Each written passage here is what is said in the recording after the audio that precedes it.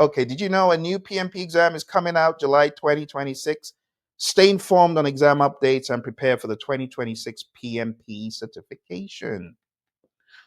It says, keeping up with changing times, the project management professional PMP exam is changing too. The 2026 updates reflects the future of the profession with a sharper focus on the skills and mindsets driving meaningful results in today's world. A reimagined PMP exam built around real-world impact and value. Updated learning resources available April 2026. A continued promise to uphold the PMP as a global gold standard. Cough. IPMA, I'm sorry. Prince 2, you know I love you guys. I'm sorry. They're PMI's words, they're not mine. All right, you can take the current exam anytime until July 2026. A pilot of the new exam will run from 5th of January to 30th of January 2026, and the fully updated exam launches in 2026. Does this sound familiar? Shivers for some of you. You won't be able to register for the new version until July 2026, but you can start preparing for it in April 2026 when the new materials are released. Okay, exciting news. So the PMP certification exam content outline 2026 defines what is tested on the exam. And here you have the pleasure of seeing shivers for some of you. The PMP exam content outline. Let's see what's in here.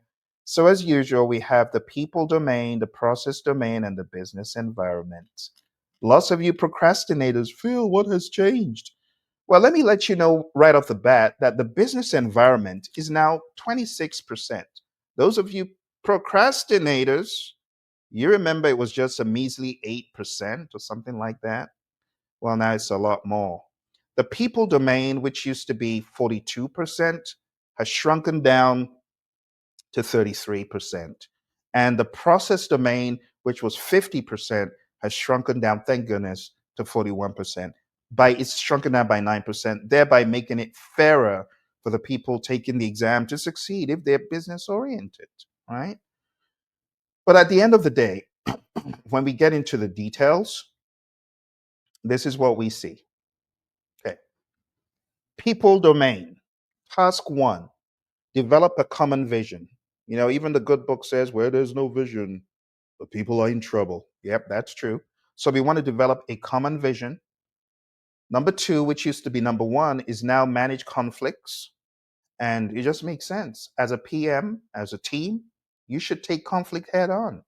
Task three, which is always my favorite because it's about leadership. You know, I'm all about leadership. And this says lead the project team. Establish expectations at the team level, empower the team. Don't you love it? Solve problems, all that great stuff. We have engaged stakeholders, which hasn't really changed. But when we talk about engaged stakeholders, what I like about this new content outline is they've made it very clear that you got to identify them, analyze them, and tailor the communication. And this is quite in line with PMBOK 8.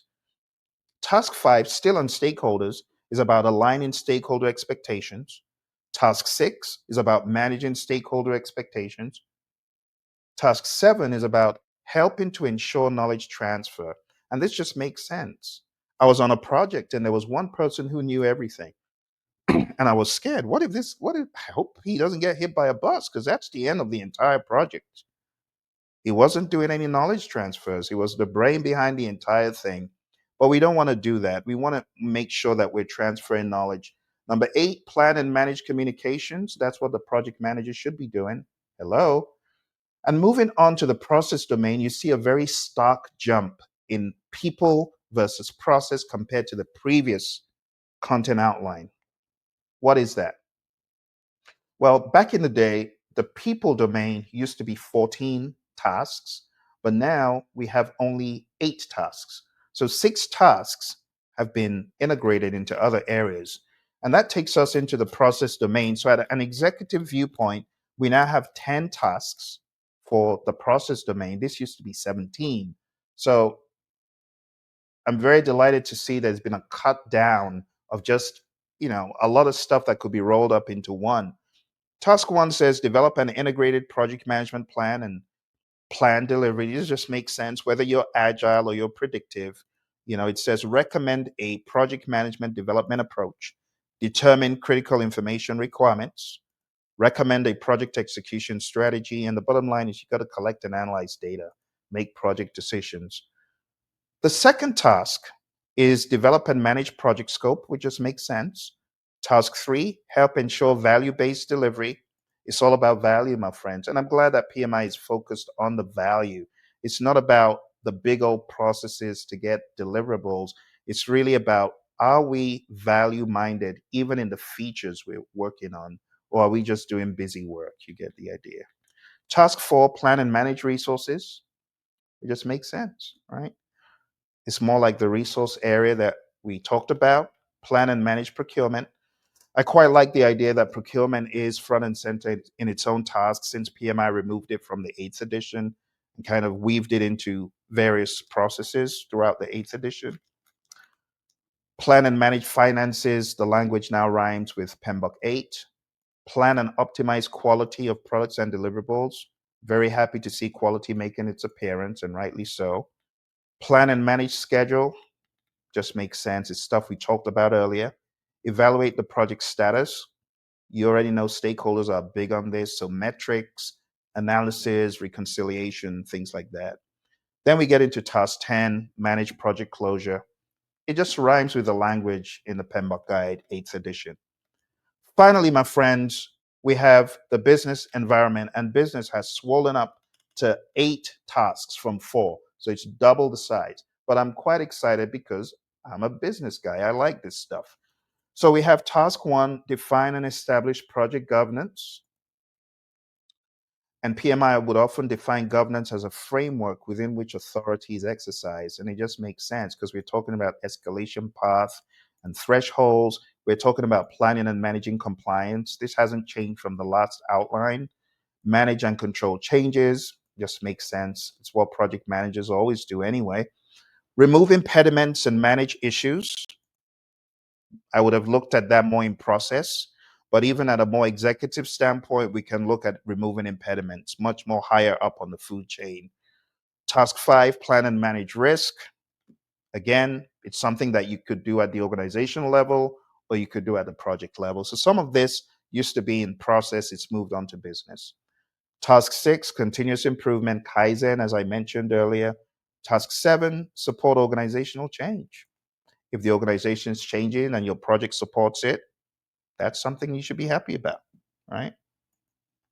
And task 8, evaluate external business environment changes.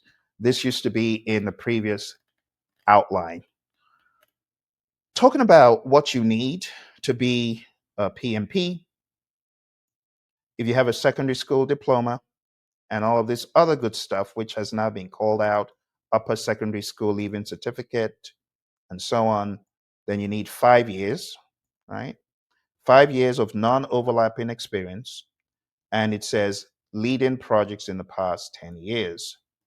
So they've taken it back more than just 8 years. Before it used to be 8 years. Now it's 10 years. So that gives you more ramp up time. I actually had a student asking me, Phil, I really would have liked to retake my PMP. Cautionary note.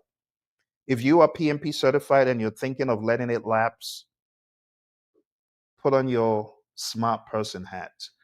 Because I've had a lot of stakeholders who let their PMP lapse. They find themselves in a different place in life and they want to do it again. I have one of my stakeholders wants to do the exam again. So I got to share this with them that it's now 10 years and they may qualify because some people haven't managed projects for 15 years, some even almost 20.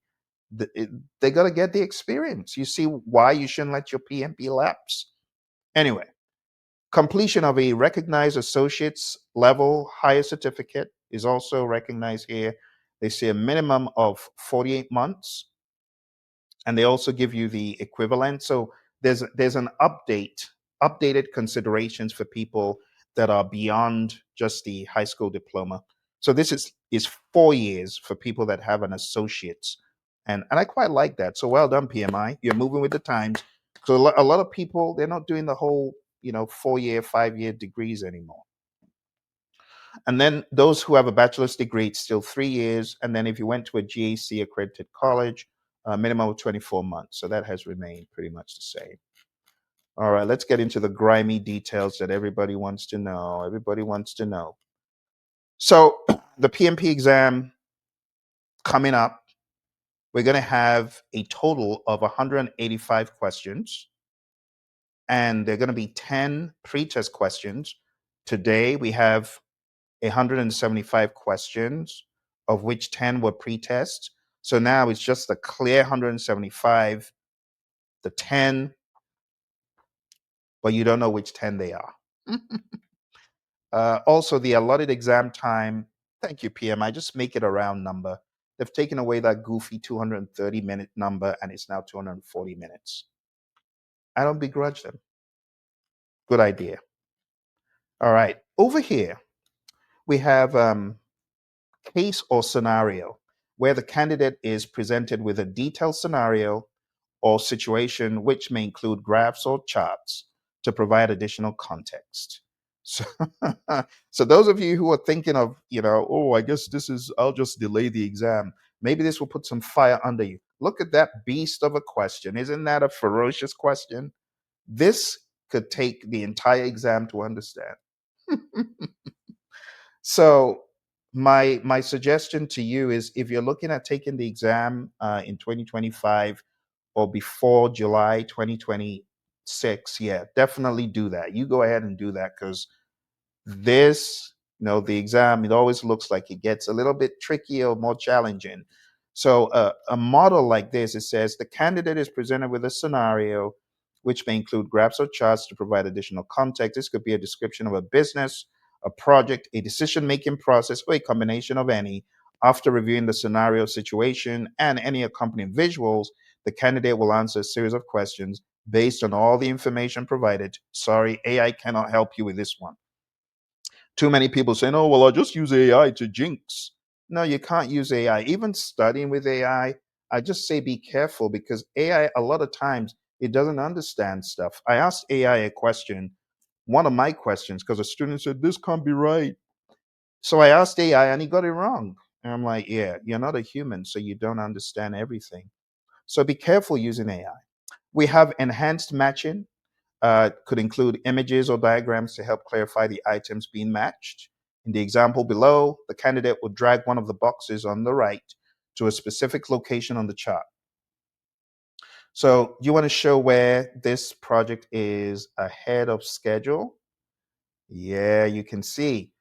This is not a good situation because they've got all this work left. But here, what do you see?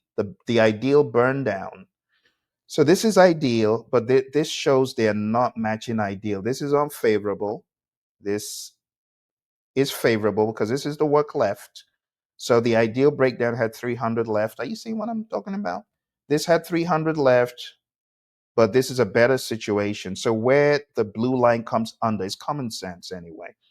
That place is favorable. I plan to have 300 left at that point, but I only have 250 left. So that's good. Here you can see they're right on the money. Here you can see they're at 70, which they're still doing quite good. But whether they're going to get there to zero on 5.7 is to be determined. So these are just some examples of the question types coming. Then they have graphic-based questions. This type of question requires the candidate to refer to and interpret visual information. So here you go. There you've got these requirements. Salesforce, shameless advertising for Salesforce. Anyway, there you have it.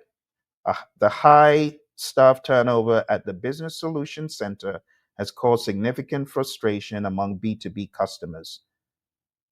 And honestly, the way it was previously on the PMP exam, they would make it baby language for you. Like, they'd give you what the mnemonics mean, or they'll give you what the abbreviations mean, like B2B. Some people won't know what B2B is. That would be curtains for them. Except they can use common sense to rationalize it. The others, they kind of did put what the abbreviations mean. So that's cool. Hopefully, people taking the exam know some of these things.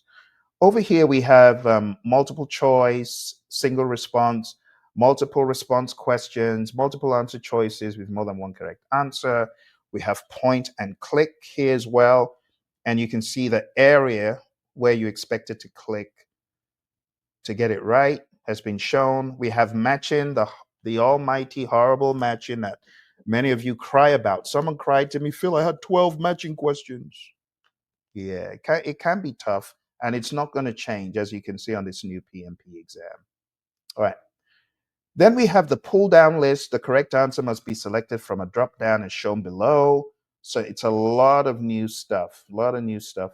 And then we also have language about taking the PMP exam, retaking the exam, acknowledgements, and the CCR program, right?